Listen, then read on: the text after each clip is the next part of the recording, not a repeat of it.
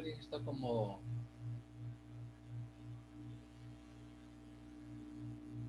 anfitrión.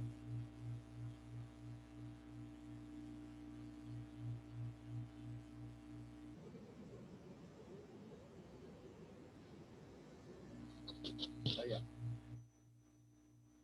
Mi micro está aquí. ¿Me escuchan, por favor?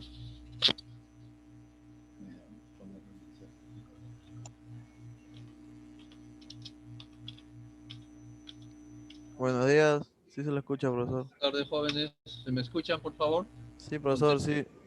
Se le escucha, Sí, se profe. le escucha, profesor. Yo lo que quiero es ponerme como anfitrión. Guardar el chat.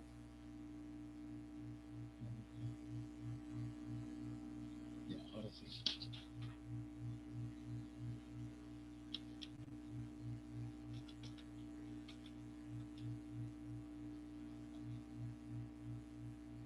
Bien. Yo estoy con el rol de anfitrión y vamos a empezar el curso. Bueno, este es el curso de algoritmos y estructuras de datos. El sílabus ha sido cambiado un poco, así es que yo voy a publicarles el día de hoy, a más tardar el día de mañana, el sílabus. Nosotros trabajamos mucho, voy a comenzar a grabar, ahora sí.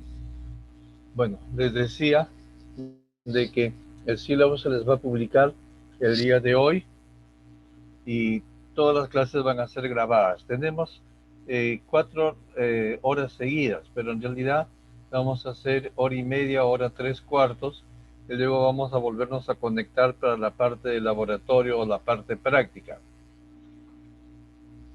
Gran parte del material está dentro del Moodle y está organizado el Moodle semana a semana. Vamos a ver.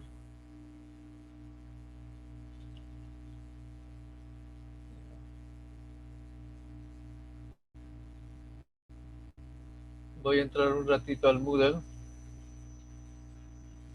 para explicarles.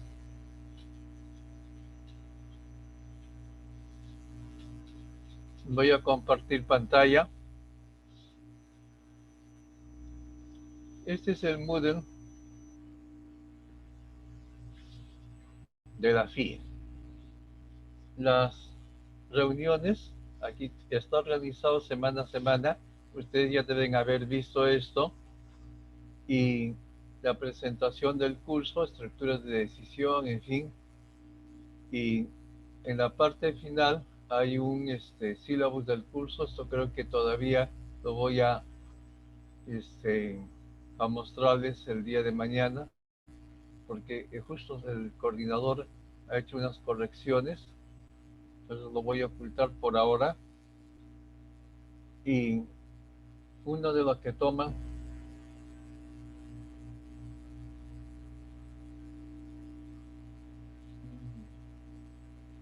hay un enlace para acceder a las grabaciones de las clases que está puesto aquí, y esto de aquí usted los dirige a una carpeta compartida que yo lo tengo en mi Drive. En estos momentos, no sé si ven la carpeta compartida, hay un libro que es el Fundamento de Programación de Johannes. ¿Está bien? Entonces, todas las grabaciones se van a poner aquí.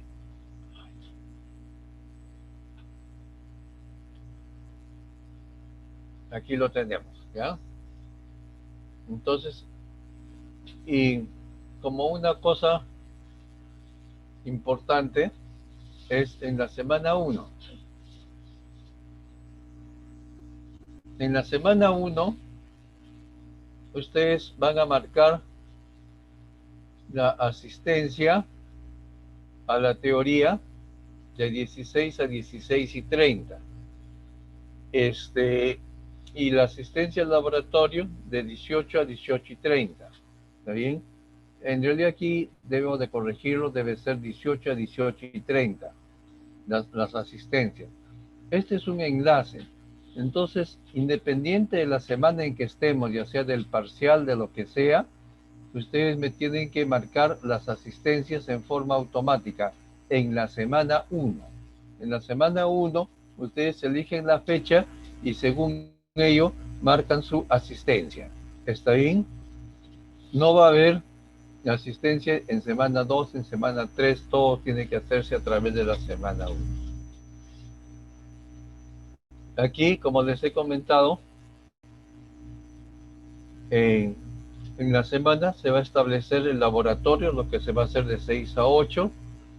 La parte teórica va a ser diapositivas o clases mostrando el desarrollo del lenguaje C. Entonces, vamos a tener luego en la semana 8 un examen parcial final de sus. Les voy diciendo que hay, creo, 5 secciones de este curso. Como existen 5 secciones de este curso, entonces el examen parcial, el final del sustitutorio, se va a tomar en forma conjunta para todos. Esto quiere decir de que el examen va a ser único y todos lo van a dar a la misma hora. No sé si tienen preguntas hasta acá. Profesor dijo que la clase de teoría era 1 hora y media, ¿no? Después de eso, ¿entramos de frente al laboratorio o es como un pequeño break hasta las 6? Es un pequeño break hasta las 6. Ya, gracias, profesor. En realidad puede ser un poco, no necesariamente hasta las 5:30, sino puede ser a veces un poco más. Lo que pasa es que también la conversión de la grabación demora un poco. Bien, entonces esto es lo que tenemos hasta ahora. Profesor, Marcado de asistencia, y ya deben haberlo hecho a profesor. través del Moodle. ¿Hay algún alumno que no se haya matriculado en el Moodle, se ha automatriculado en el Moodle? Porque antes de que sucediera todo esto, hace 2 semanas creo, yo les mandé un correo electrónico usando los correos de Orce. Entonces, con los correos de Orce yo les mandé el código de automatriculación y la clave que tenían que usar. ¿Hay alguno que todavía falta automatricularse en el Moodle? Bien, entonces asumimos que todos están matriculados. Con esto vamos a dejar de compartir esto y vamos a empezar el curso. Bien. En algunas partes les va a parecer un poco raro, pero no va a haber ningún problema. Nuestro énfasis va a ser en las estructuras de datos y en algoritmos para resolver problemas. Entonces, vamos a empezar con esto. Esta diapositiva también lo van a tener presente.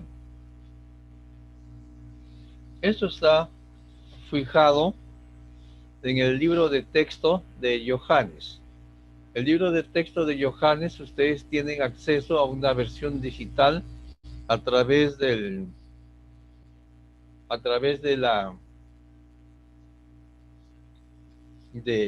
Moodle, porque yo lo he puesto.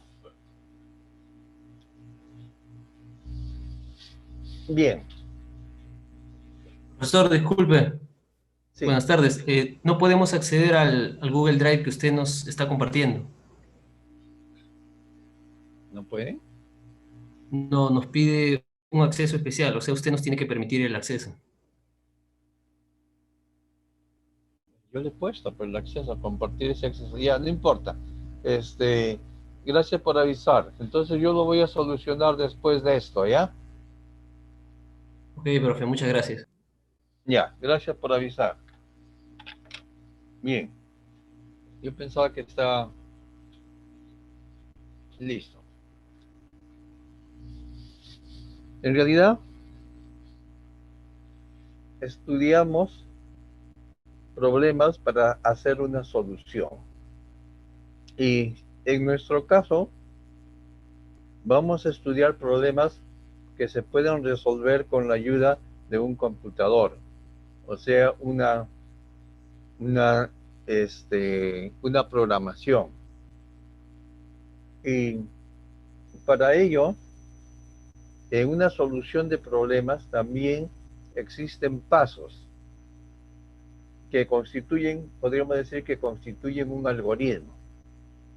El primer paso es el análisis de un problema. El problema se analiza teniendo presente la especificación de los requisitos dados por el cliente de la empresa o por la persona que encarga el programa o uno mismo, o el mismo sistema, ¿no? Esto es importante porque al especificar los requisitos, esos requisitos establecen una frontera hasta donde se puede resolver el mismo, o sea, qué es lo que va a abarcar. Diseño. Una vez analizado el problema, se diseña una solución que conducirá a un algoritmo que resuelva el problema. En realidad, el diseño muchas veces comprende el desarrollo de qué estructuras de datos se van a usar. Se van a usar pilas, colas, arreglos unidimensionales, listas, bases de datos, en fin. Entonces, el diseño comprende la estructura y se dice también un algoritmo que resuelve el problema. ¿Qué pasos tenemos que hacer para resolver el problema? Muchas veces el problema, se dice el problema, pero puede consistir de varios subproblemas. O sea, no necesariamente es un solo problema. La tercera parte es la codificación o implementación. La solución se escribe en la síntesis de un lenguaje de alto nivel, Pascal, y se obtiene un programa fuente que se compila a continuación. Nosotros, como estamos aprendiendo un lenguaje de programación, y no estamos diseñando un sistema complejo, por ser un primer curso del lenguaje C, entonces análisis y diseño son cosas que muchas veces se van a confundir, ¿no? Tienen que analizar, el análisis se reduce a comprender perfectamente qué es lo que se quiere hacer. Y el diseño es cómo. Y la codificación ya es escribir en un lenguaje de alto nivel, ya sea Pascal o C en nuestro caso, un programa fuente. Un programa fuente que se compila, dice, en realidad se traduce al lenguaje de máquina. La ejecución, verificación y depuración. El programa se ejecuta, se comprueba rigurosamente y se eliminan todos los errores que puedan aparecer.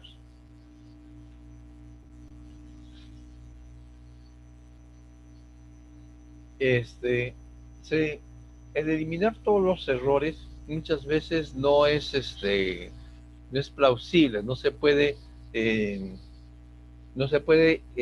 encontrar todo el tiempo, o sea, no se puede encontrar la solución, o mejor dicho, el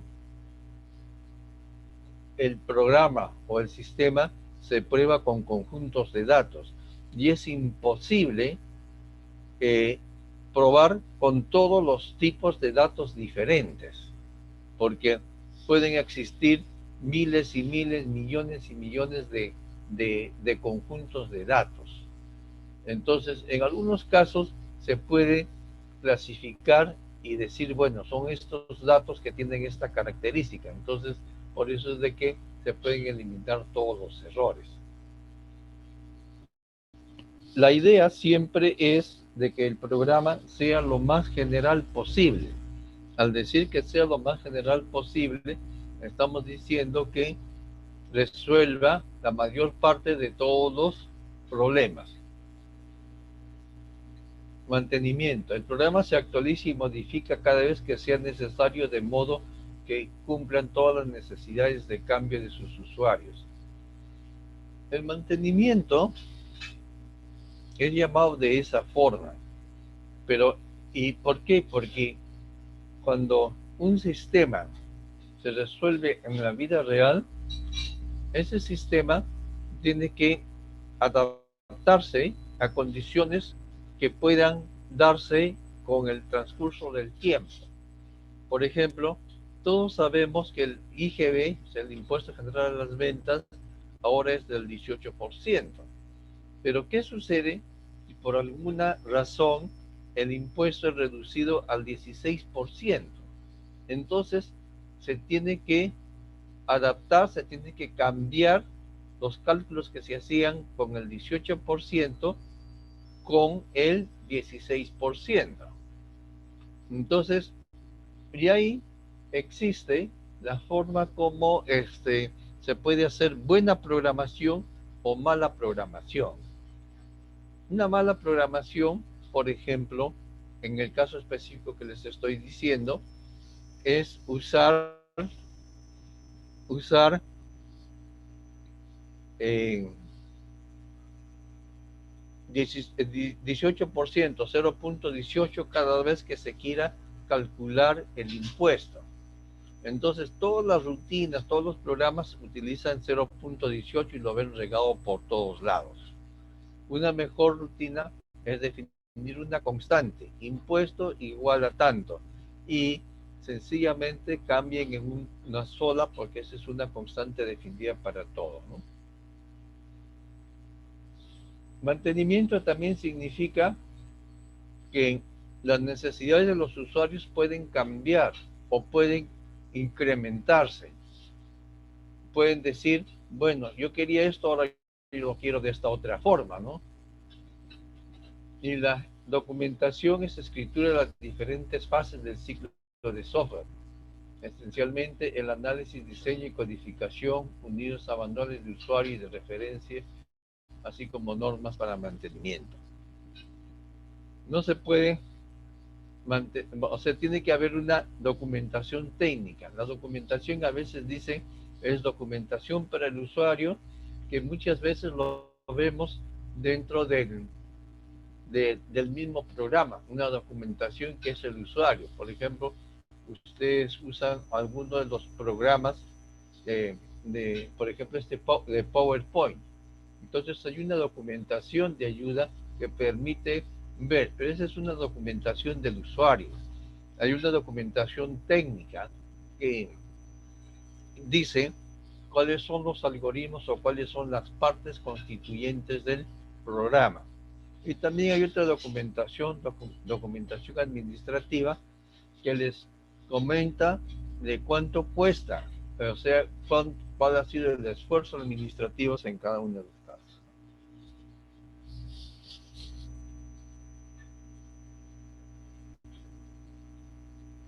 Algoritmo. La palabra algoritmo es un método, es la traducción al latín de la palabra algoritmo. Al-Khwarizmi es el señor un árabe, Al-Khwarizmi, así más o menos se pronuncia, o sea, es un nombre en castellano, pero aquí lo han puesto en árabe. Árabe que escribió un tratado sobre manipulación de números y ecuaciones en el siglo IX. En realidad, dio ciertos pasos de cómo hacer una determinada operación aritmética. Entonces, se quedó y dice, un algoritmo es un método para resolver un problema mediante una serie de pasos precisos, definidos y finitos. Es una definición muy general que se puede aplicar para muchas cosas. Por ejemplo, ¿cuál es un algoritmo para escribir o para diseñar una casa o para plantearse un mapa o para hacer los planos de una casa o los planos de una carretera, de un puente, etc.? Entonces, se puede aplicar a todo eso. Sin embargo, nosotros decimos qué es significa siempre qué es lo que se tiene que hacer y con qué pasos. Muchas veces los pasos pueden ser intercambiables de uno a otro, pero en otras ocasiones los pasos son completamente definidos en cuanto al orden. No se puede hacer esto si no se ha hecho esto otro, ¿no? Por ejemplo, definición de variables. Pueden definir las variables si es que no lo han definido previamente. Unas características de un algoritmo. Es preciso, indica el orden de realización en cada paso, definido, si se sigue 2 veces se obtiene el mismo resultado cada vez. Finito, tiene fin, un número determinado de pasos. Entonces, el análisis del problema consiste en la resolución de un problema. Análisis mismo del problema, que es lo que piden, diseño del algoritmo y resolución del problema con computadora. Eso es lo que nosotros vamos a hacer. El profesor plantea un problema, el análisis del problema en nuestro caso va a ser el entendimiento que tengan ustedes de ese problema, el diseño del algoritmo, es decir, cómo voy a resolver este problema, y la tercera parte es cómo traduzco lo que yo he pensado, cómo se puede resolver este problema mediante un lenguaje de programación en una computadora. Entonces,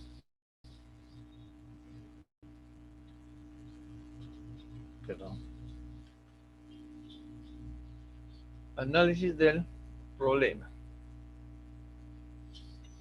El análisis del problema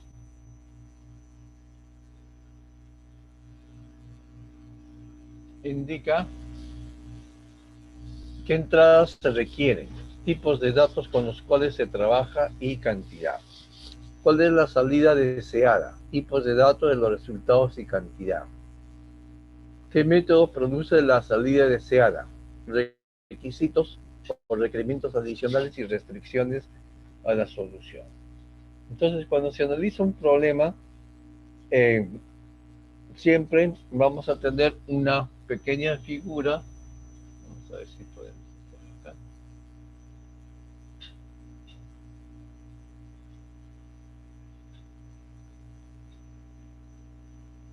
Ustedes tienen una entrada, va a ser el computador,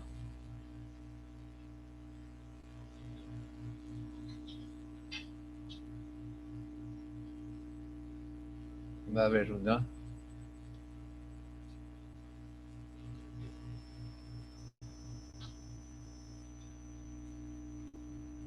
salida. Esta es la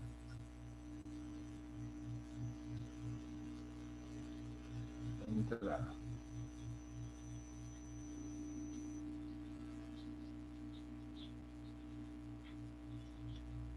Entrada, proceso y salida.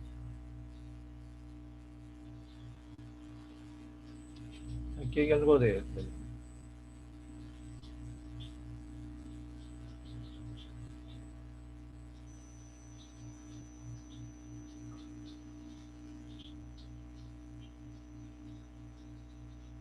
ya, vamos a ver esto del correo unidad. Bien, entonces esto es lo que tenemos acá.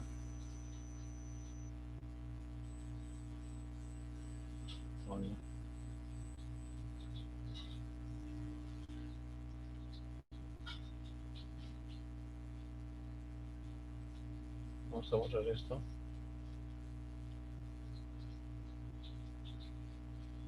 Ya.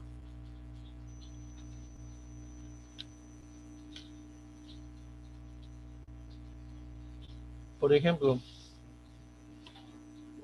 se desea obtener una tabla con las depreciaciones acumuladas y los valores reales de cada año de un automóvil comprado por 20.000 euros en el año 2005. durante los 2 años siguientes, los 6 años siguientes, suponiendo un valor de recuperación o rescate de 2000.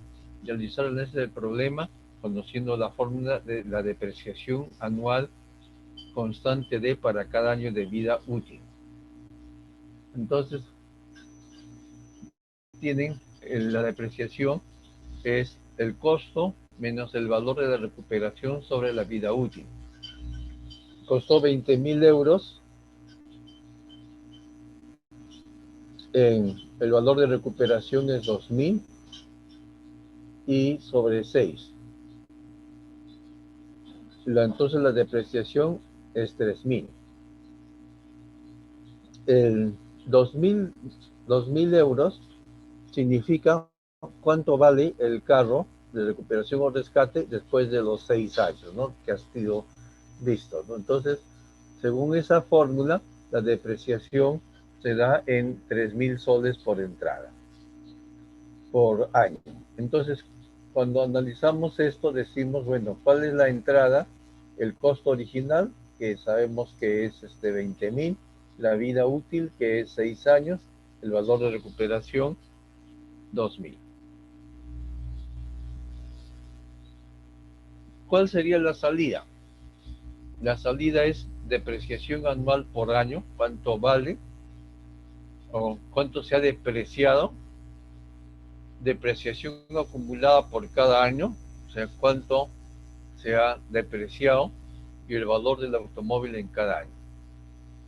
El proceso, calcular una variable para la depreciación acumulada, cálculo de la depreciación acumulada cada año, cálculo del valor del automóvil en cada año. Entonces, ese es el algoritmo. Entonces, la tabla muestra la salida. Primer año se depreció 3.000 soles, entonces su depreciación acumulada es 3.000 y su valor anual es 17.000. Segundo año, la depreciación es constante, todos los años se deprecia 3.000 de acuerdo a la fórmula, y entonces la acumulada es lo anterior más eso, el valor anual es esto de aquí, ¿no? Entonces, ese es el análisis y esto es una muestra de lo que se quiere obtener. Esto no es el programa. ¿En qué consiste el diseño del algoritmo? En la etapa de análisis del proceso de programación se determina qué hace el programa. En la etapa de diseño se determina cómo hace el programa la tarea solicitada. Los métodos más eficaces para el proceso de diseño se basan en el conocido divide y vencerás. Cuando se tiene un problema complejo, se realiza dividiendo el problema en subproblemas y a continuación dividiendo estos subproblemas en otros de nivel más bajo hasta que se pueda implementar una solución en la computadora. Este método se conoce como diseño descendente o top-down o modular. El proceso se denomina un refinamiento sucesivo. Cada subprograma es resuelto mediante un módulo o subprograma que tiene un solo punto de entrada y un solo punto de salida. Cualquier programa bien diseñado consta de un programa principal, el módulo de nivel más alto, que llama subprogramas módulos de nivel más bajo, que a su vez pueden llamar otros subprogramas. O sea, se forma una especie de jerarquía, donde en la parte superior se tiene un problema y eso normalmente lo utilizan en las fábricas también. Por ejemplo, y en todo sitio, ¿no? Armar un auto. Entonces dicen, tienen 3 partes fundamentales: motor, carrocería y y ejes de transmisión o movilidad. Entonces dicen, pero el motor, ¿qué partes tiene? Tiene partes de transmisión, tiene la parte de la computadora, tiene la parte tal y tal. Entonces son partes separadas, o sea, se está refinando cada vez más. ¿Por qué? Porque esas otras partes son a su vez algo complejas o algo complicadas. Entonces, el divide y vencerá significa, tenemos un problema complicado, ubicar, o lo primero es ubicar o definir cuáles son las partes más complejas. Y según esas partes más complejas, si es necesario, volverlos a dividir. Diseño de un algoritmo. Se programa un módulo, se comprueba el módulo. Si es necesario, depurar el módulo, combinar el módulo con los módulos anteriores. O sea que un módulo puede ser muy complejo. Por ejemplo, si yo quiero los datos de un alumno, la entrada de los datos de un alumno, dependiendo de mi problema, yo puedo pedir su nombre, su dirección, y cuando yo hablo, por ejemplo, de dirección, el cálculo de la dirección, ¿cómo lo podría obtener? Mediante, por ejemplo, acceso a la RENIEC. Entonces, mediante un número, su número de DNI, yo accedo a la RENIEC para obtener esos datos. Pero eso ya podría ser un proceso un poco complicado, porque accesar a la RENIEC significa accesar a través del DNI. Entonces yo les digo a la persona, para este modulito yo necesito que me des el DNI. Entonces, me da el DNI. ¿Me voy a la RENIEC? No, yo tengo que ver si ese DNI, por ejemplo, es legal. Por ejemplo, ¿hay algún DNI que empiece con las letras AB? No, no es cierto. Entonces yo tengo que ver de que sea una cadena de 8 dígitos y que todos sean números. Entonces, en la dirección nada más, en el módulo de dirección, donde tengo que verificar el DNI, ya tengo que una cierta complejidad. Pero ahí ustedes están viendo que la complejidad está inherente a los datos que nos están dando. Si me dan más de 8 dígitos, quiere decir de que no es válido. Si me dan menos de 8 dígitos, también, y todos tienen que ser dígitos. Y aún así, si es que me dan 8 dígitos, yo no puedo estar seguro de que eso sea un número de DNI válido, sino hasta que lo compruebe con la RENIEC. Observan de que eso es con el DNI, y luego accedo a la dirección que me registra. Entonces, los módulos pueden ser módulos que también pueden ser complicados, que pueden tener sus cositas, ¿no? Verificar DNI, por ejemplo, ¿no? Es un módulo. Lo bueno es de que muchas veces un mismo módulo que se desarrolla puede servir para varias cosas o para varios módulos posteriores.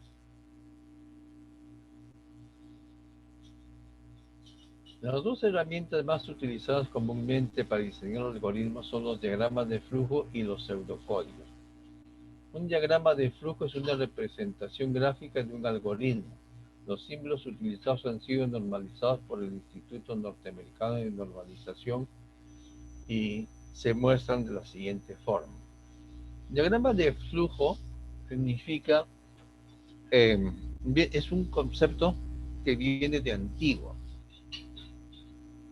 ¿Qué significaba en los albores de la computación o de la informática?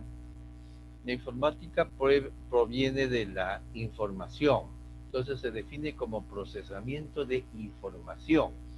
Entonces, el diagrama de flujo nos indica qué pasos o qué flujo sigue la información, un dato, para llegar a la respuesta de un determinado problema, ¿no? Entonces, esa es la idea, un diagrama de flujo. Cómo fluyen los datos para encontrar la solución a un problema. Y eso lo representamos gráficamente. Y no únicamente gráficamente, sino para hacerlo gráfico usamos una serie de símbolos, que nos indican una cosa determinada. Por ejemplo, terminar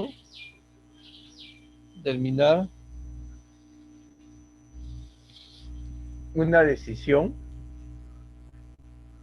Si sucede esto, hacer con la flecha de abajo, y si no, hacer con la otra flecha de la derecha. Un proceso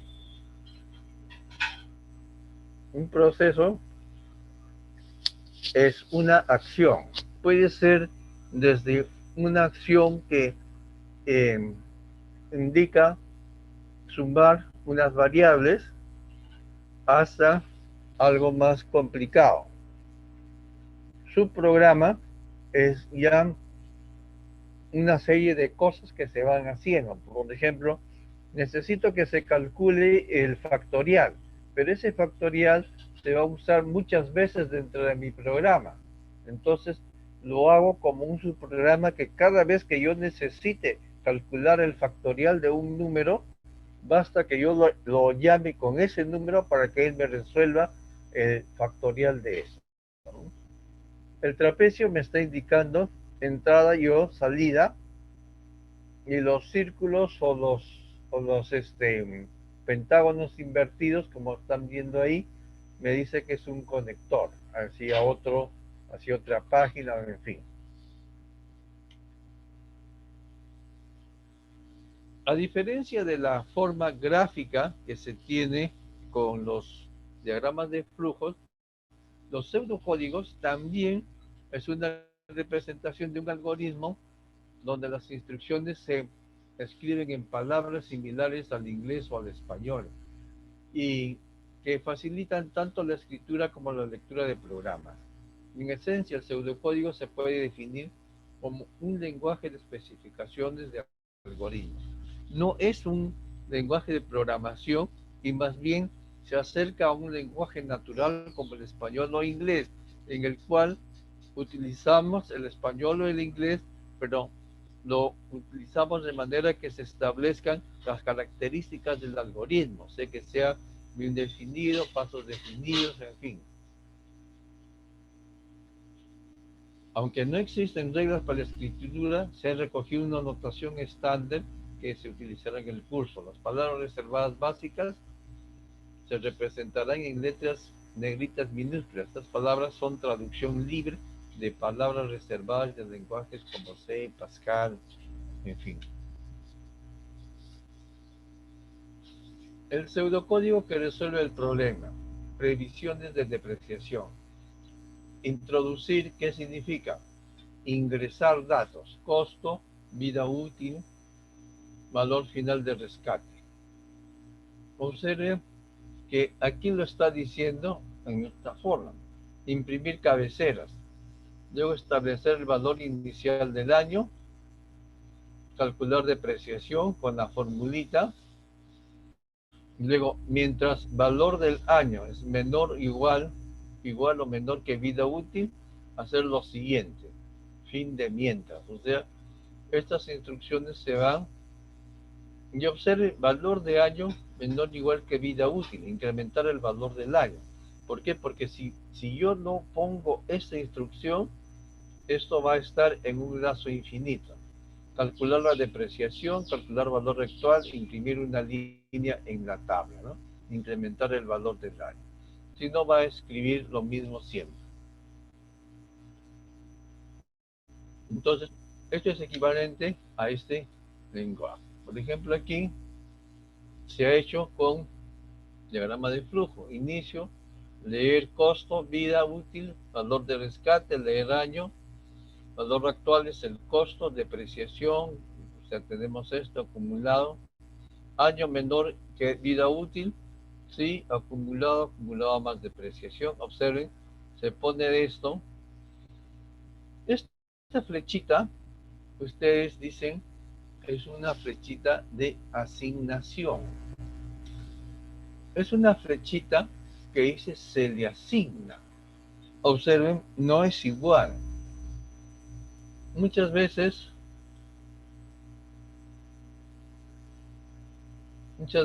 ustedes ponen, por ejemplo, el lenguaje de programación se traduce en X igual a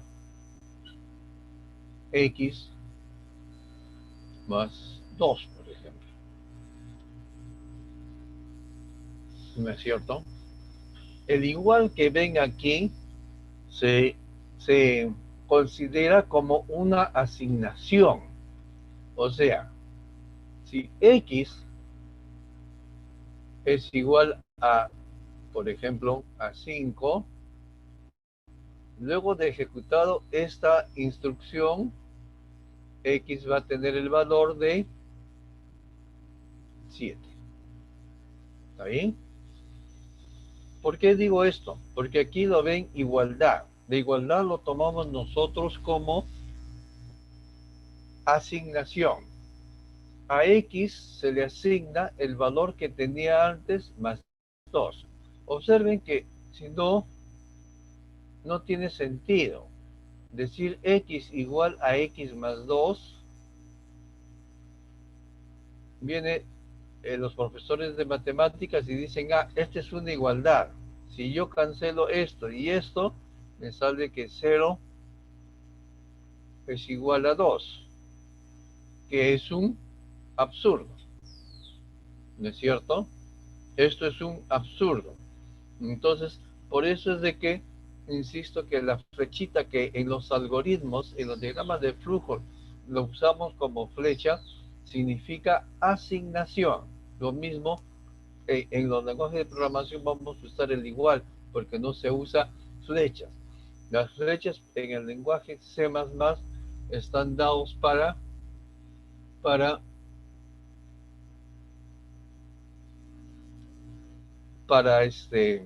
los punteros, para el manejo de punteros, que en algún momento vamos a ver.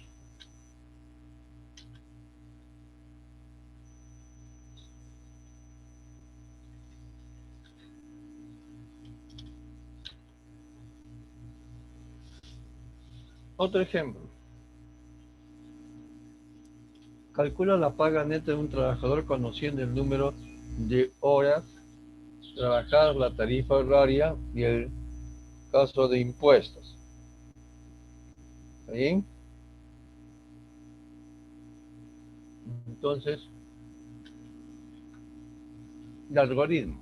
¿Qué significa el algoritmo? ¿Qué pasos tenemos que hacer? Leer horas, tarifa y tasa. Calcular paga bruta igual a horas por tarifa. Calcular impuestos. Paga bruta por la tasa. Paga neta, paga bruta menos impuestos. Y visualizar. Visualizar muchas veces se dice imprimir o mostrar, ¿no? Otro ejemplo. Calcular el valor de la suma. Es cierto de que esta es una suma de n números y por lo tanto ustedes pueden decir esto es n más 1 sobre 2 porque esa es una fórmula muy conocida. Pero también se puede hacer estableciendo un contador a 1, establecer suma 0 y mientras que el contador es menor que 100, o sea el número que estamos recorriendo es menor o igual que 100, hacer sumar contador a suma, incrementar contador en 1, fin mientras y visualizar suma, ¿no? O sea, esto es mediante lo que nosotros conocemos como un lazo de repetición. Lo otro que tenemos es la codificación de un programa. Estamos viendo los diferentes elementos que hemos visto. La codificación es la escritura en un lenguaje de programación de la representación del algoritmo desarrollado en las etapas precedentes. Dado que el diseño de un algoritmo es independiente del lenguaje de programación usado para su implementación, el código puede ser escrito con igual facilidad en un lenguaje o en otro. Para realizar la conversión, se tiene que conocer el lenguaje de programación y las palabras reservadas que se han usado en español o en inglés tienen que ser reemplazadas por las palabras reservadas que usa el lenguaje de programación. El lenguaje de programación tiene su sintaxis. Entonces, en muchos compiladores, los compiladores mismos les corrigen o les indican si hay hay un error en la escritura del código. Vamos a ver. En otros no, ¿no? Pero trabajamos de esa forma.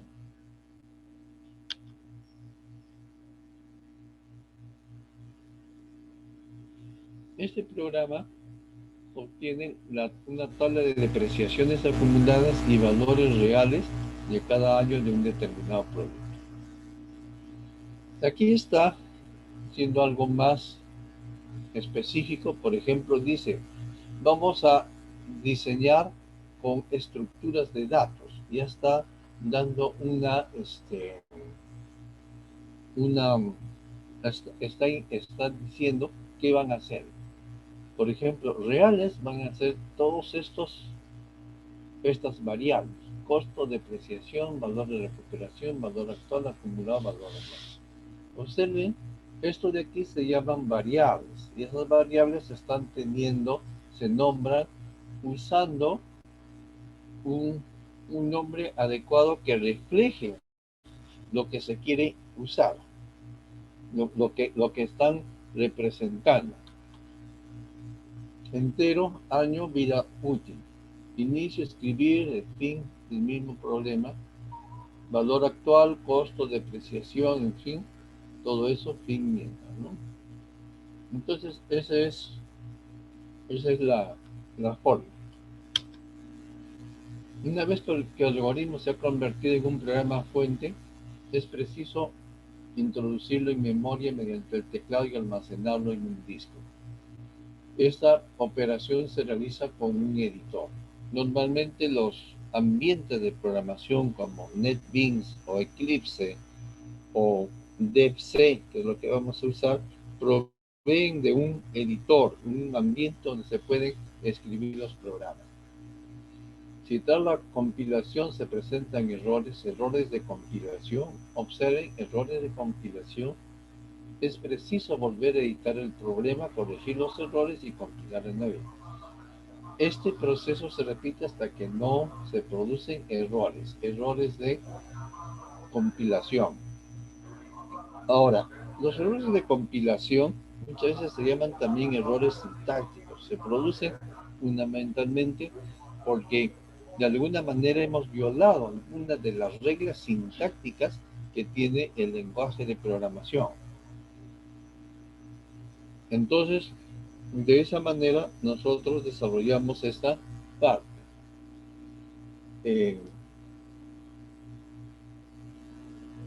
O sea, los errores de compilación son errores de sintaxis. Pero hay otro tipo de errores que son más difíciles de ubicar. Esos son los errores semánticos.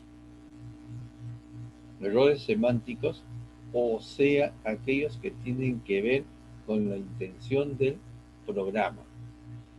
¿Cuál es la intención del programa? Y si, por ejemplo, yo le digo sumar 6 más 7, sin embargo, 6 más 7 y me da como respuesta -1. Quiere decir que en vez de sumar, ha restado. O me da 42. Sé que en vez de sumar, ha multiplicado. Entonces ahí yo me tengo que imaginar dónde ha sido ese problema.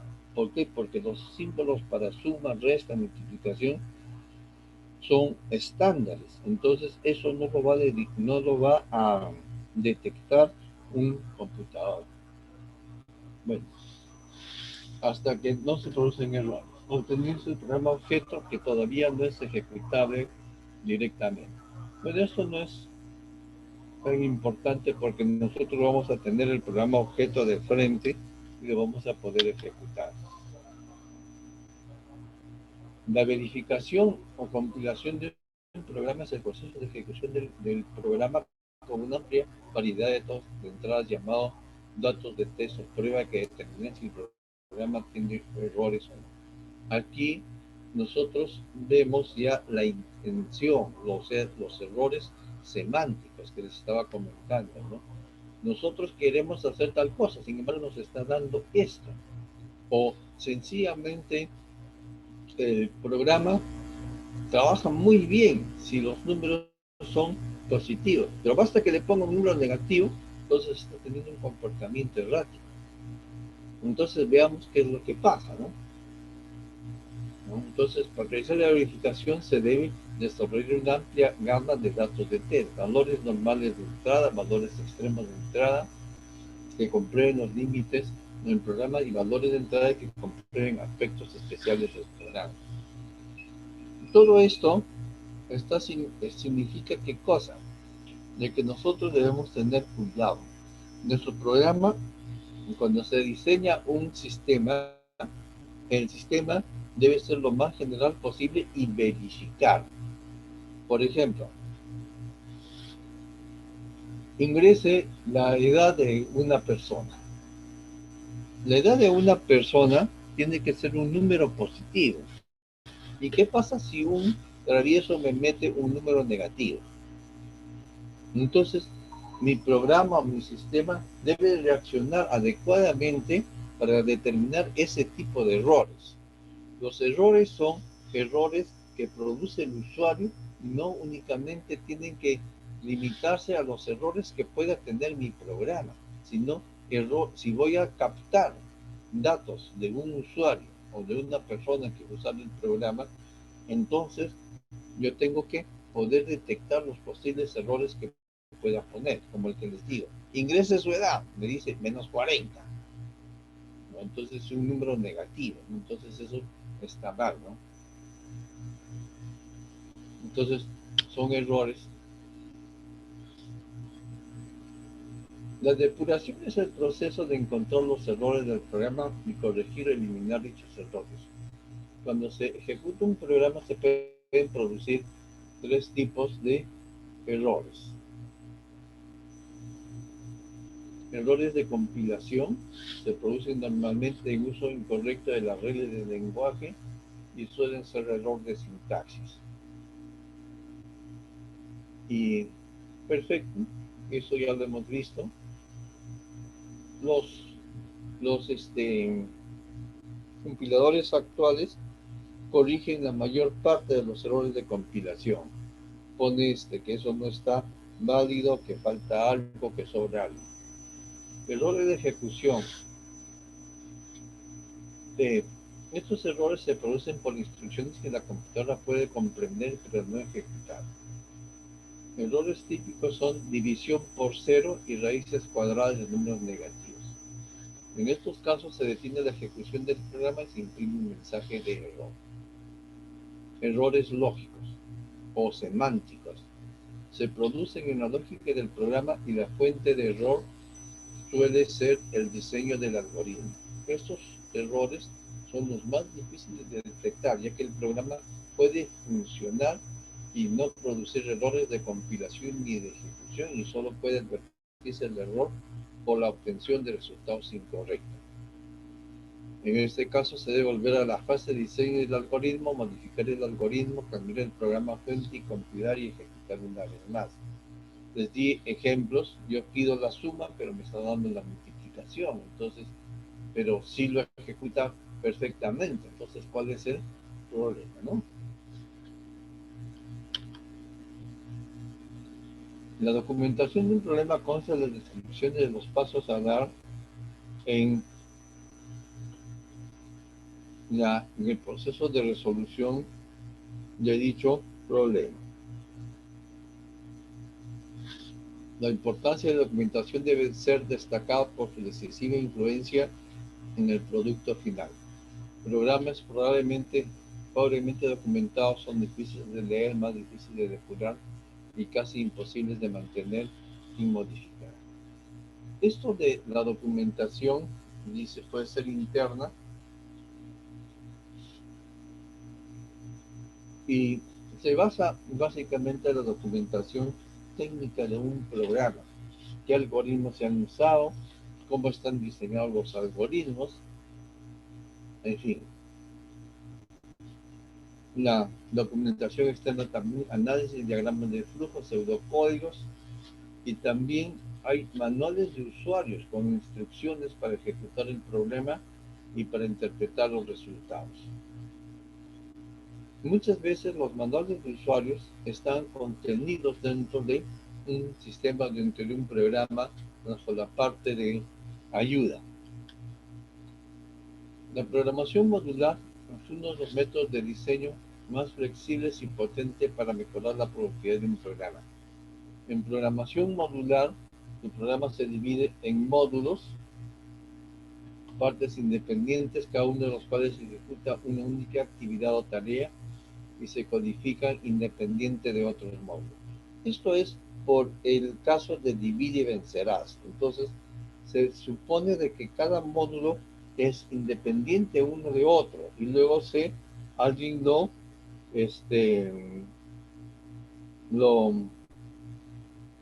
reúne, alguien lo une. Entonces, al unir ya tenemos eso, se permite trabajo en equipo, ¿no?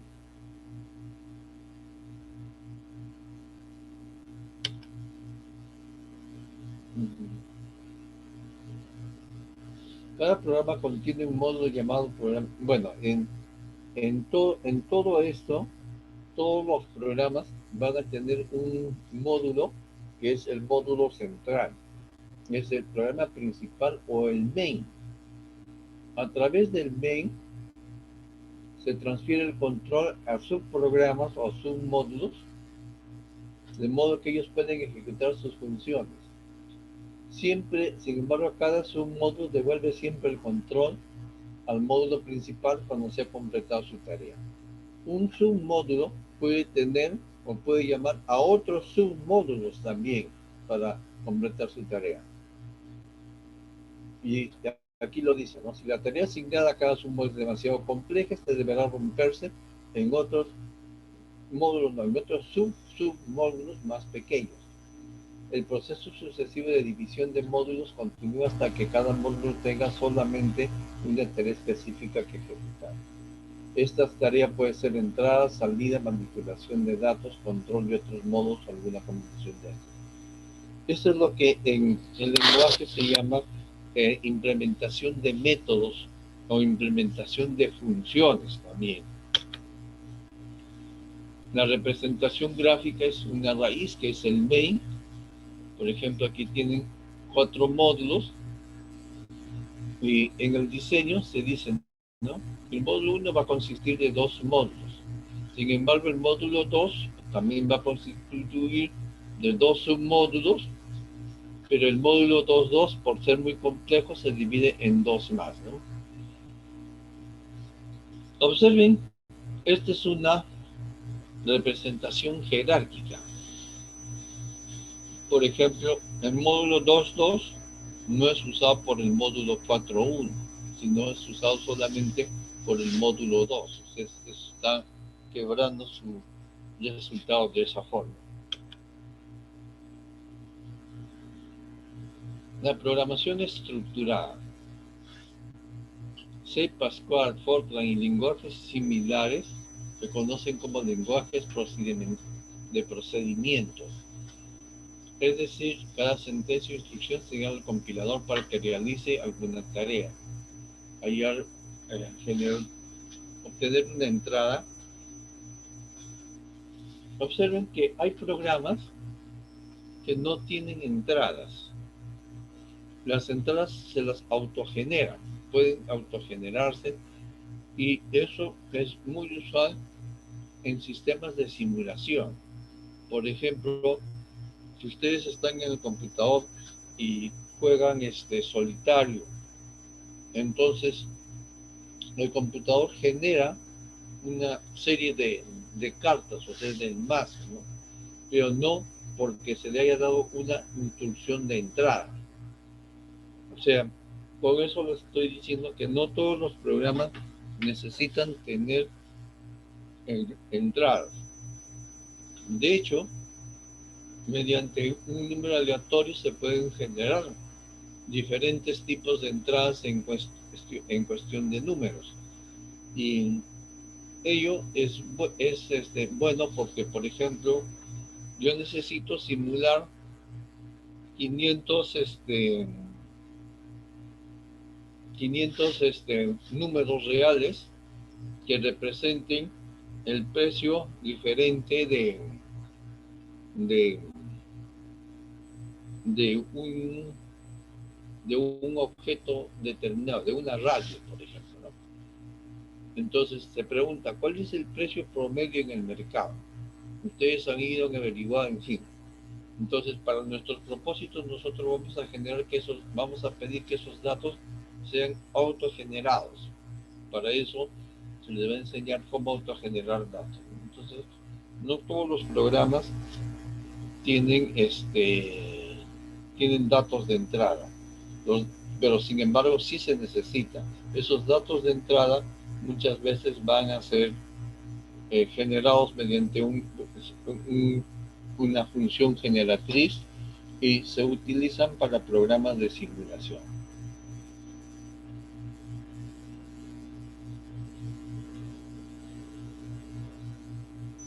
Entonces, obtener una entrada, producir una salida, sumar 3 números, dividir por 5. En resumen, un programa en un lenguaje procedimental es un conjunto de instrucciones o sentencias. En el caso de pequeños programas, estos principios de organización se muestran que son muy eficientes. El programador solo tiene que crear esta lista de instrucciones en un lenguaje de programación, compilar en la computadora y esta a su vez ejecuta estas instrucciones. Cuando los programas se vuelven más grandes, cosa que lógicamente sucede cuando aumenta la complejidad del problema a resolver, la lista de instrucciones aumenta considerablemente, de modo que se pueden haber muchas dificultades para controlar. Para resolver este problema, se descomponen en unidades más pequeñas, que son los subprogramas, los subrutinas, submódulos o funciones, en fin. Con el paso de los años, la idea de romper el programa en funciones fue evolucionando y se llegó al agrupamiento de las funciones en otras unidades más grandes, llamadas módulos. Normalmente, en el caso de ser denominados archivos o ficheros.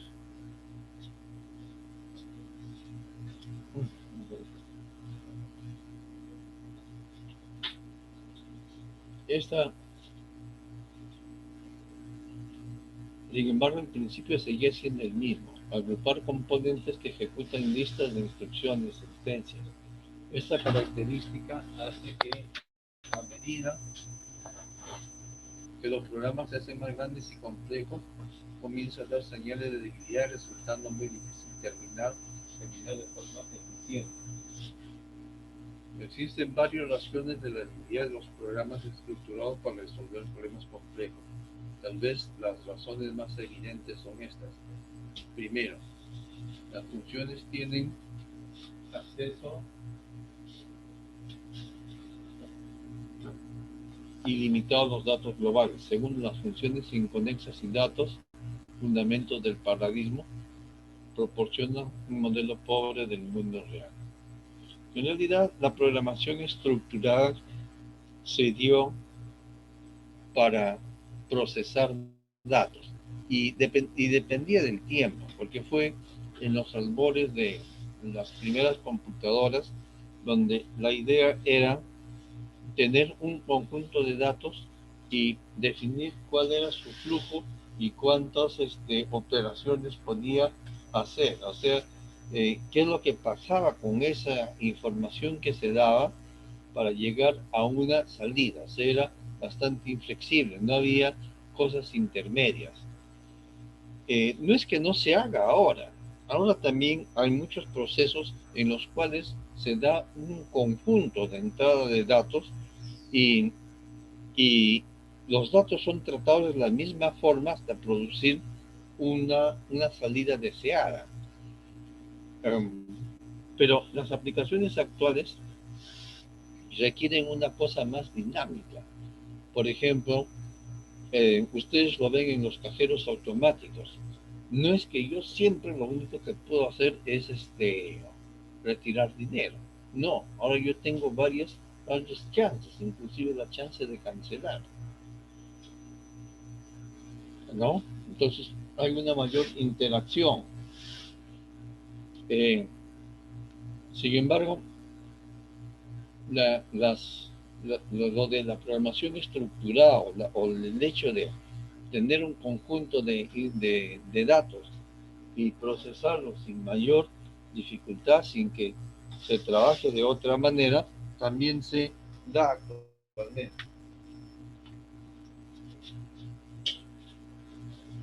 Un ejemplo es el examen de admisión.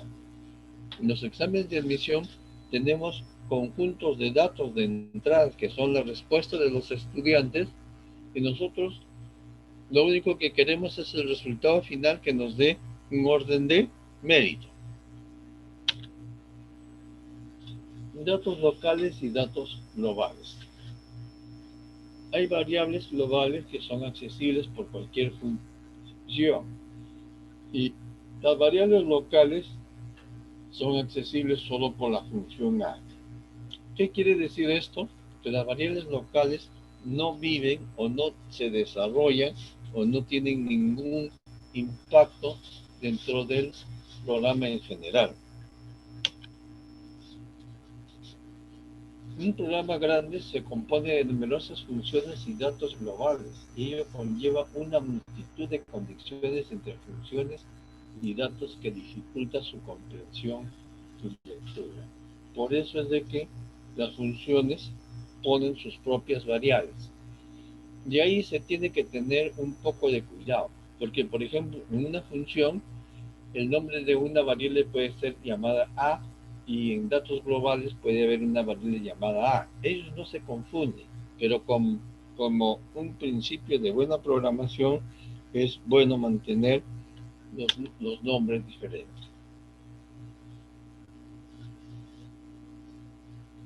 Un segundo problema importante de la programación estructurada reside en el hecho de que la disposición separada de datos y funciones no se corresponden con los modelos de las cosas del mundo real. En el mundo físico se trata con objetos físicos, tales como personas, autos o aviones. Estos objetos no son como los datos ni como las funciones. Los objetos complejos o no del mundo real tienen atributos y comportamiento. Los atributos o características de los objetos son, por ejemplo, las personas, su edad, su profesión, su domicilio. En un auto, la potencia, el número de matrícula, el precio, en una casa, etc. En realidad, los atributos del mundo real tienen sus equivalentes en los datos de un programa. Tienen un valor específico, ¿no? Tales como 200 metros cuadrados, $20,000, 5 puertas, etc. Esos son atributos. Ahora, por ejemplo, en los atributos se hace un mayor refinamiento. El atributo puede ser estático o puede ser dinámico. El estático muy rara vez cambia. El dinámico puede cambiar. Por ejemplo, si yo considero a una persona como una variable, Juan, por decir la variable Juan, entonces tiene como atributo su número de DNI. Ese atributo va a ser un atributo estático, porque es muy difícil que cambie. Lo mismo su nombre. Pero su edad, eso va a cambiar. Su temperatura corporal, eso es algo que cambia, ¿no? Entonces, ¿qué temperatura tiene ahora? ¿O cuál es su presión arterial? Entonces, o por ejemplo, ¿cuál es su sueldo anual? Ese sueldo puede cambiar también, ¿no sé? Todos esos son atributos dinámicos que va a tener esa persona que se llama Juan. Entonces, atributos pueden ser de esa forma. El comportamiento o función es una acción que ejecutan los objetos del mundo real como respuesta a un determinado STEAM. Aquí estamos hablando un poco de lo que de la filosofía de la programación orientada a objetos, en donde los objetos no únicamente tienen atributos, sino los objetos también tienen un comportamiento. Pueden hacer algo por ellos mismos, a ellos mismos o a otros objetos. Por ejemplo, yo soy un objeto de la clase persona. Entonces, ¿qué atributos? Bueno, puedo tener varios atributos, como hemos ya conversado, nombre, DNI, etcétera, etcétera. Pero además, ¿qué acciones o qué comportamiento puedo tener? Hablar, caminar, correr, dictar clases, en fin. Esas son las funciones que yo puedo hacer. Por ejemplo, aquí dice, es una acción que ejecutan los objetos del mundo real como respuesta a un determinado estímulo o una comunicación. Si usted pisa los frenos en un auto, el coche, que es un objeto, se detiene. Si acelera, el auto aumenta su velocidad, etc. El comportamiento en esencia, es como una función. Se llama una función para hacer algo. O sea, el comportamiento consiste de funciones o consiste de módulos que permiten a un objeto realizar algo a ellos mismos o otros objetos. Por estas razones, ni los datos ni las funciones por sí mismos modelan los objetos del mundo real de un modo eficiente. La programación estructurada mejora la claridad, fiabilidad y facilidad de mantenimiento de los problemas. Sin embargo, para programas grandes o a gran escala representa retos de difícil solución. Entonces viene la programación orientada a objetos. La programación orientada a objetos, tal vez el paradigma de programación más utilizado en el mundo de desarrollo de software y de la ingeniería de software del siglo XXI. Trae un nuevo enfoque a los retos que se plantean en la programación estructurada cuando los problemas a resolver son complejos. Al contrario que la programación procedimental, que enfatiza en los algoritmos, la programación orientada a objetos se enfatiza en los datos. En lugar de intentar ajustar un problema al enfoque procedimental de un lenguaje, la programación orientada a objetos intenta ajustar el lenguaje al problema.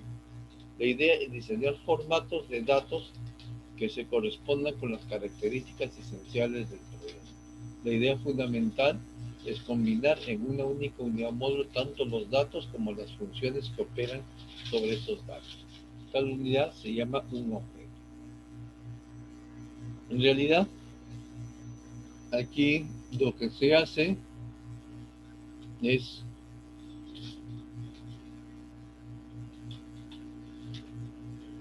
establecer una estructura que se llama una clase, donde tiene un identificador, los atributos y las funciones.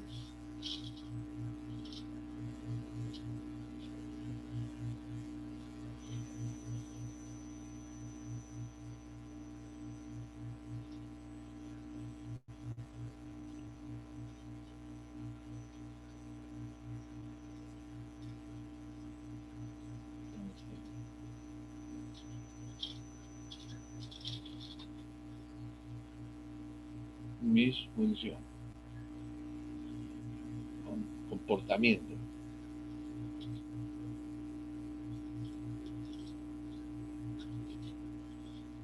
Yo defino esto como una clase.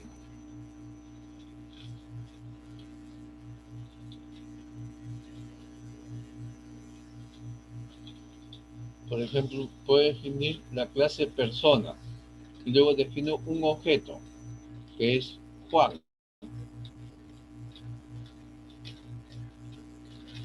Entonces Juan tiene toda esta estructura. Pedro tiene toda esta estructura, su nombre, que es su DNI, sus atributos y sus funciones. Todo lo que pueden hacer. Esa es la función, ¿correcto? Entonces, ese es lo fundamental dentro de la programación orientada a objetos.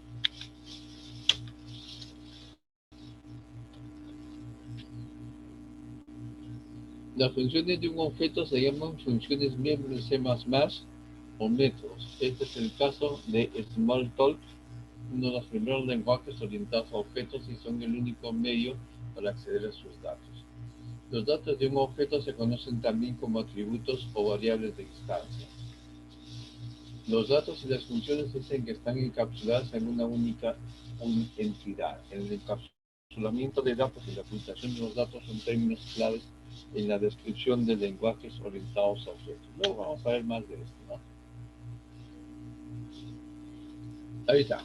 El objeto tiene datos que son lo que hemos hablado como atributos y funciones. Las funciones significan qué es lo que puede hacer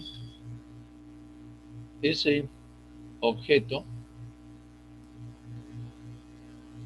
entre él mismo o que puede hacer a otros objetos, ya sea de su... Y también lo que permite que otros objetos le puedan hacer a él. Entonces es la idea, ¿no? Por ejemplo, es como, estos son conceptos tomados de la vida real. Entonces, yo como persona tengo mis atributos, o sea, tengo mis datos, ¿no? Atributos ya sabemos que es DNI, nombre, en fin, dónde trabajo, qué título profesional tengo, en fin, esos son atributos. Y los métodos o funciones es qué es lo que yo puedo hacer. Yo puedo escribir, yo puedo hablar, yo puedo leer, yo puedo contestar el teléfono, interactuar con el teléfono. Y también qué puedo hacer con otros objetos.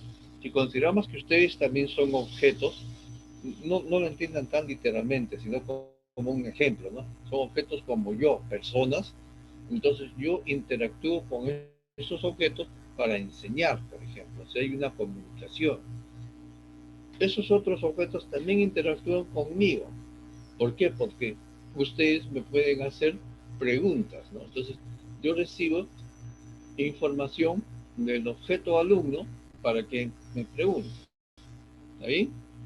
Ahora, observen, yo puedo tener tres tipos de clases. Clase profesor, donde estaría yo con unos ciertos atributos, la clase alumno, y si ustedes observan, la clase alumno interactúa con la clase profesor, la clase profesor interactúa con la clase alumno. Entonces, esa es la relación. En el ejemplo del cajero automático, el cajero automático es un objeto y yo soy un objeto también. Entonces interactuamos mandándonos mensajes lo que yo quiero hacer, en fin. Entonces, esa es la forma como se está trabajando ahora en cuanto a la programación, en donde no es ya un conjunto de datos que esperamos procesar todo hasta el final y al final obtener una salida.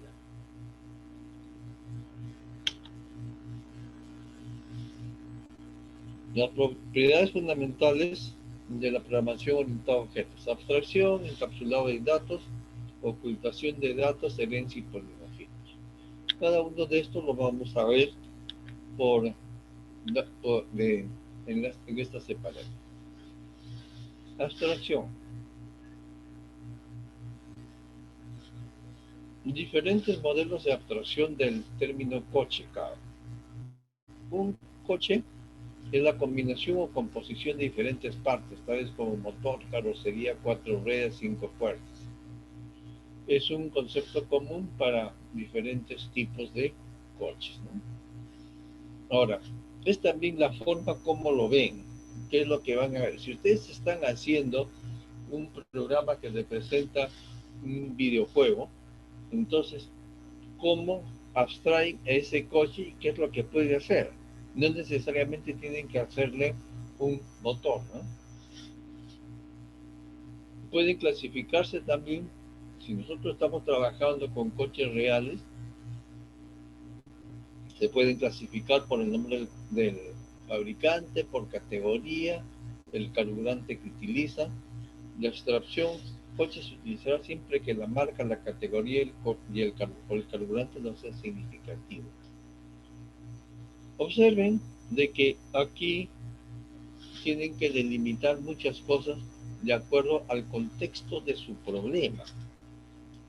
Por ejemplo, en una relación que estamos teniendo de alumnos de la FIA y la facultad misma, la facultad les interesa algunos datos de ustedes, pero ustedes como personas son mucho más complejos que eso. Como datos les interesa,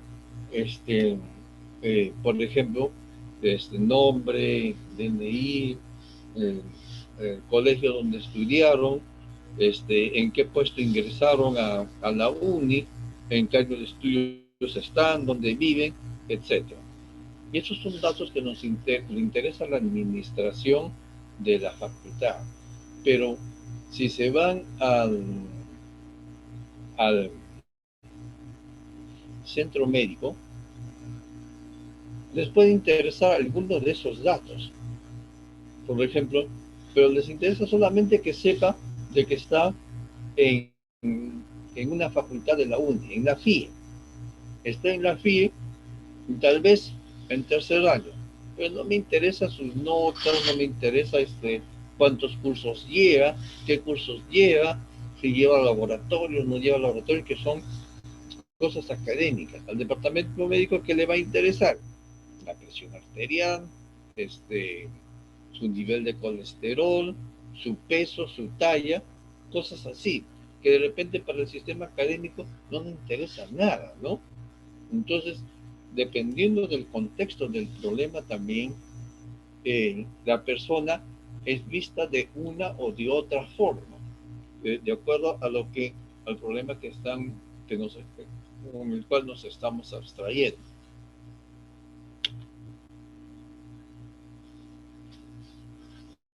Encapsulación de datos.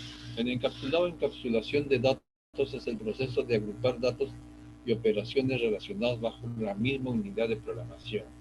En el caso de los objetos que poseen las mismas características y comportamientos, se agrupan en clases, que no son más que unidades o módulos de programación que encapsulan datos y operaciones. Bueno, más o menos. La ocultación de datos permite separar el aspecto de un componente definido por su interfaz con el interior de sus detalles internos de implementación. Los términos ocultamiento de información, information hiding y encapsulación de datos, data encapsulation, se suelen utilizar como sinónimos, pero no siempre es así, muy al contrario, son términos similares pero distintos. Normalmente los datos internos están protegidos del exterior y no se puede acceder a ellos más que desde su propio interior y por lo tanto no están ocultos. El acceso al objeto está restringido solo a través de una interfaz bien definida. Observen. Esto se trata de proteger. Es una cuestión de protección. Miren, yo podría tener lo siguiente.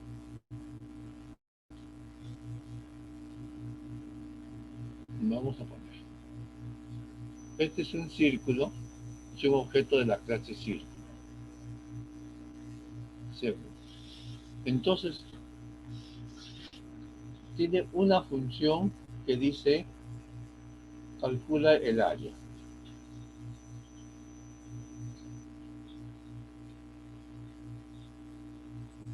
El área de un círculo.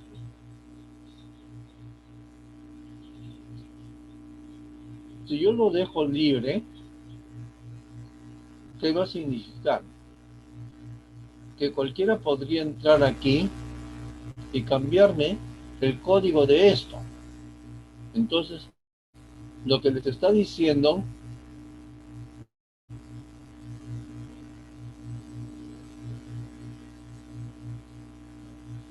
no puedo borrar esto. Aquí está borrado. Yo no quiero esto. Yo lo que voy a hacer es lo siguiente. Voy a definir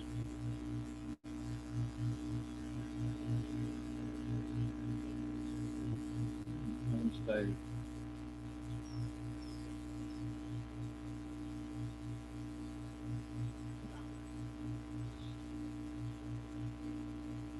Yo voy a definir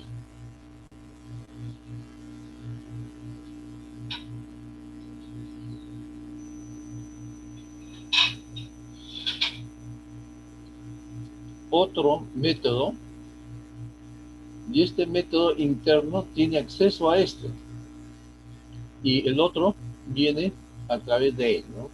Por ejemplo, me da de datos el radio. Entonces, ingresa aquí el radio, yo llamo a este para que calcule, pero este otro de aquí no tiene el acceso libre. No tiene el acceso libre a esto de aquí. Este es el que está siendo protegido. Aquí puedo tener algunas otras variables, atributos. Yo no quiero que nadie tenga acceso a esto, entonces yo los declaro privados. Son datos privados. Entonces, esa es la idea aquí en esto, ¿no? En la encapsulación de datos. La idea es de que la información sensible solamente sea accesible a través de alguna interfaz bien definida, no en forma directa. Eso es como, por ejemplo, en el carro, una bujía. Ustedes saben qué hace una bujía, pero no, el carro no necesita saber cómo lo hace. O sea, es algo que tiene algo interno que funciona.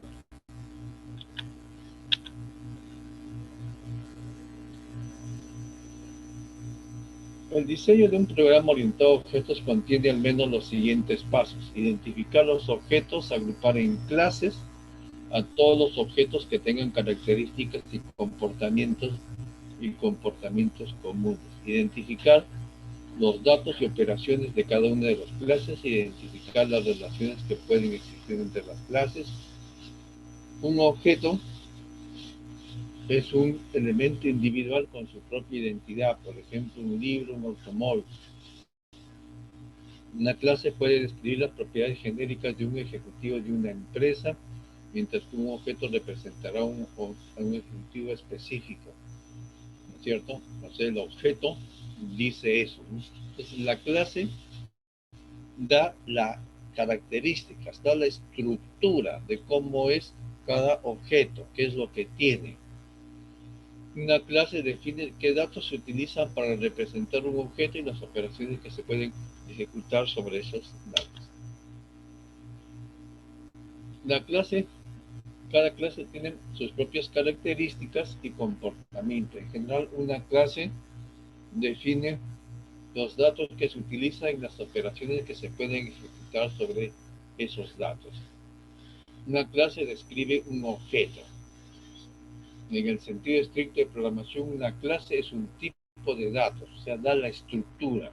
Diferentes variables se pueden crear de este tipo, ¿no? Los términos objeto e instancia se utilizan frecuentemente como sinónimos, especialmente en C++. Si una variable de tipo carro se declara, se crea un objeto carro, una instancia de la clase carro. Las operaciones definidas en los objetos se llaman métodos, también a veces se llaman funciones. Cada operación llamada por un objeto se interpreta como un mensaje al objeto que utiliza un método específico para procesar la operación.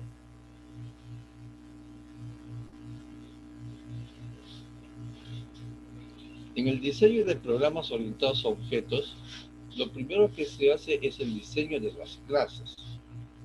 Hay un diagrama similar, un diagrama en el cual se dice es un diagrama de clases. ¿Por qué? Porque una vez establecidas las clases, se tiene que saber o especificar ¿Qué relaciones tendrían entre ellos?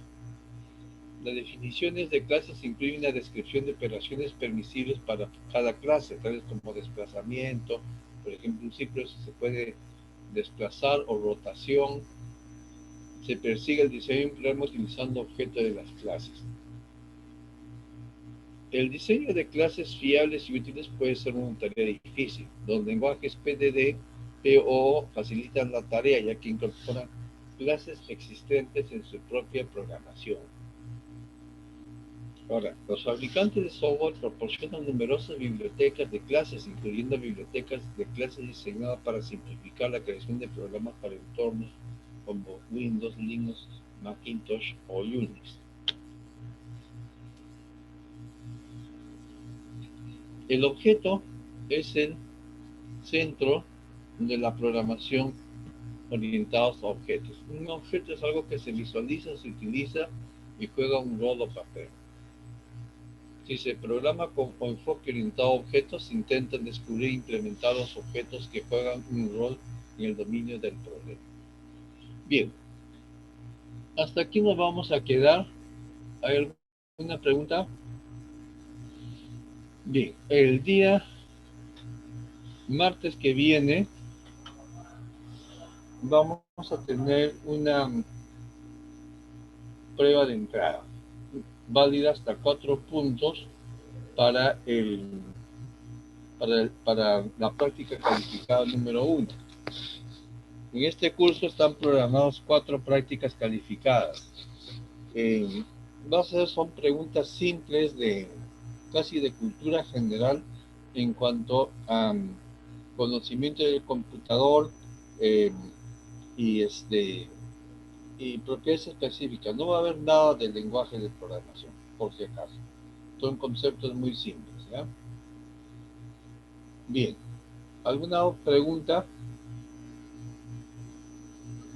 Bien, si no hay preguntas, vamos a... Sí. Disculpe, no se olvide, por favor, de acceder a dejarnos acceder a los permisos de Google Drive. Sí, eso lo tenemos que resolver ahorita porque sencillamente las grabaciones de las clases van a estar también en el Google Drive. Entonces, como los voy a publicar ahí porque no entran acá en el Moodle abarca solamente hasta 10 megabytes. Entonces tengo que ponerlo en el Google Drive y por lo tanto tengo que darles el acceso respectivo. ¿Alguna otra?